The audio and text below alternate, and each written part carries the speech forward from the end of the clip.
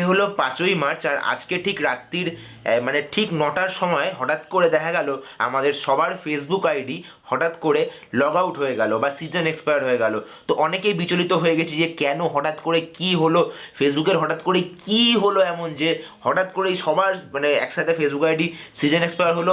বিচলিত হওয়ার কিছু নেই, তোমাদের একটা নিউজ আমি এইখানে দিয়ে দিচ্ছি, দেখে নাও তোমরা স্ক্রিনশটটা। সেখানে কিন্তু দেওয়া হয়েছে যে ফেসবুকের যে মেটা ভার্সন, সেই মেটা ভার্সন কোনো কারণবশত ডাউন হয়ে গেছে, মানে ওদের যে মানে ফেসবুকের সার্ভার, সেই সার্ভার কিন্তু ডাউন হয়ে গেছে। তাই আদার্স যে এরকম টাইপের যে নিউজগুলো, সেগুলোই কিন্তু বিচলিত হওয়ার কোনো দরকার নেই।